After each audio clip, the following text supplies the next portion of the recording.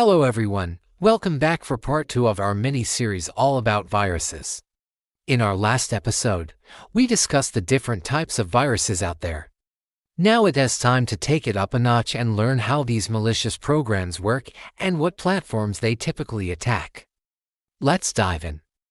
Section 1. How viruses work. Let's break down the process into 3 main stages: infection, trigger, and payload. 1. Infection. The virus first needs to get onto your system and attach itself to something. This could be a file, the boot sector of a hard drive, or even memory.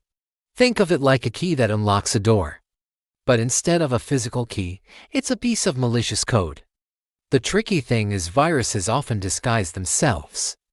They might hide in an attachment that looks legit or in a cracked program that you downloaded. It's like a wolf in sheep's clothing. You wouldn't open a door if someone offered you one with a big red X on it, right? But if that same door looked like your fridge or your wardrobe, you probably wouldn't think twice. That's why social engineering is such a powerful tool for hackers. They trick you into thinking something is safe when it isn't. One famous example is the malicious. Back in 1988, this virus spread across the internet, infecting over 6,000 computers. And guess how it started? A small error in a program called Fingered, which is used to display information about users on a Unix system. That little mistake acted like a backdoor, letting the virus slip inside. Even a minor error can make a big difference. Trigger. Once a virus infects a system, it doesn't always immediately cause trouble. Some viruses just sit tight waiting for a trigger. This could be a date like the infamous Michelangelo virus, which didn't wreak havoc until March 6, 1992. It was like setting a trap and then hiding until the bait was taken. Or the trigger could be a command or even a combination of keystrokes. It is as if you had a bomb that wouldn't explode unless you pressed the red button 7 times. That's how some viruses work. They wait patiently and strike only when certain conditions are met. 3. Payload. This is where things get really interesting, or rather dangerous. Payload is the part of the virus that carries out the actual malicious action. It's the reason why a virus infects a system in the first place. Some payloads are designed to destroy data. Others aim to steal sensitive information like passwords or credit card numbers. And some can lock your entire system until you pay a ransom. It's like finding a secret stash of cookies only to discover that they're actually poisoned. The payload is the part that does the damage. And understanding how it works is crucial for protecting yourself. Now that we know how viruses operate, let's explore how they spread. Section 2. How viruses spread. Viruses spread in different ways. Kind of like how colds spread through coughing and sneezing. Here are some common methods. 1. Email attachments. Remember that email from your long-lost uncle offering you a slice of his Amazon fortune? Well, it might be more than just spam. Emails are a common way to spread viruses. All that juicy information in those attachments can be a hacker's best friend. The malicious we mentioned earlier, it used email to jump from computer to computer. Another example is the malicious virus, which spread via Microsoft Word documents. When someone opened the document, the virus would activate and send copies to everyone in their address book. It was like a digital game of telephone, except the message was a virus. 2. Infected USB drives.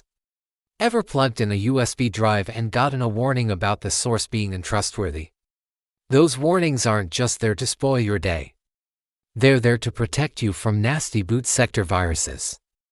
These viruses target the boot sector of your hard drive, the part that's responsible for loading your operating system.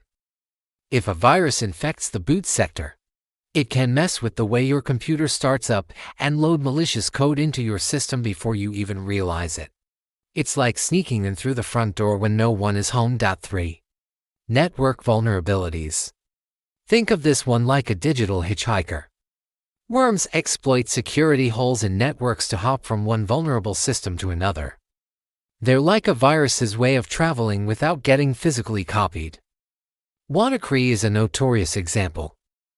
This ransomware worm took advantage of a vulnerability in Windows and spread across the globe, infecting over 200,000 computers in just 1 week. It's a reminder that no system is 100% secure and that staying updated is crucial. For pirated or cracked software. Let's talk about software vulnerabilities. Sometimes programs have security flaws that hackers can exploit. And when these flaws are in pirated or cracked software, they can be even more problematic. See, the whole point of cracking software is to get our own licensing and security measures. This often involves making changes to the original code, which can weaken a program's security. And let's face it, we've all been tempted to download that cracked version of the latest game. But remember, every shortcut can lead to danger. A lot of famous viruses have spread through vulnerable software. For example, the Trojan horse, which stole banking information, often arrived through cracked copies of popular programs. 5 phishing links. Okay, now let's talk about phishing links. They might look like a way to get free stuff, but they're actually a sneaky method for delivering malware. Instead of directly attacking a system, a phishing link tricks you into doing it yourself. When you click on a malicious link, you could be unknowingly downloading malware onto your system. It's like clicking on a cookie that turns out to be a spy. One moment you're looking at a YouTube video, and the next thing you know, your browser is flooded with ads.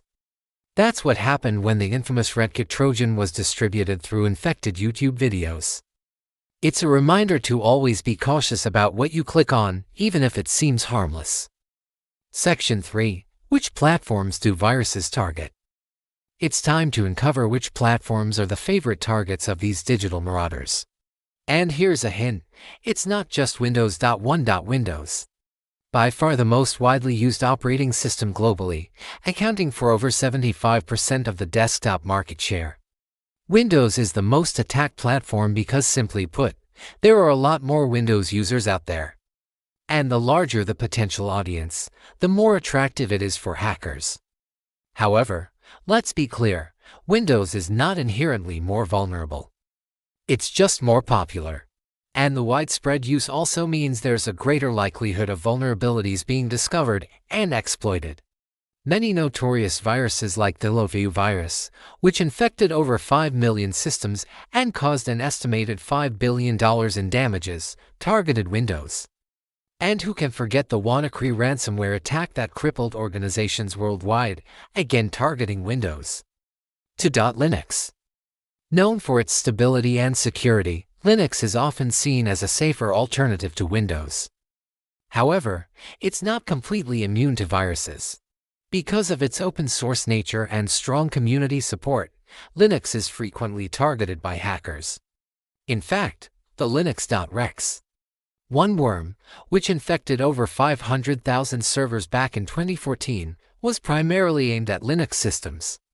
Although Linux accounts for a smaller portion of the desktop market share, roughly 2%, it's still a significant player in the server market. And let's not forget that many embedded systems run on Linux.